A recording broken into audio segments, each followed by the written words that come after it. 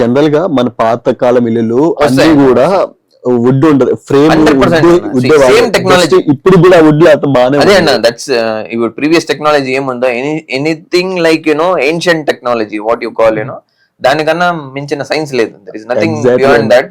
Mm.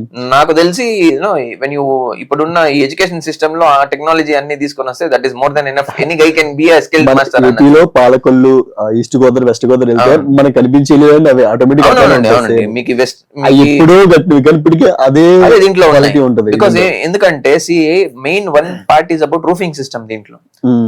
Water ఏదన్నా కానీ rainy season లో వాటర్ ఏదన్నా ఒక డ్రాప్ పడంగానే it goes out of the house. పెంకులు ఉన్న ఇంక్లినేషన్ పెట్టి ఆ పెంకుల మీద జారి వాటర్ వెళ్ళిపోతుంది. అవును. సో మనకు వచ్చేది ఆల్మోస్ట్ ఒక సీజన్ లో 3 months ఉంటుంది. ఆ 3-4 months లో నువ్వు ప్రాపర్ గా దాన్ని రూఫింగ్ కానీ పైన వాటర్స్ అవన్నీ ఏం లేకుండా స్టాగ్నెంట్ ప్రొటెక్ట్ చేస్తున్నావు అంటే your life automatically goes up.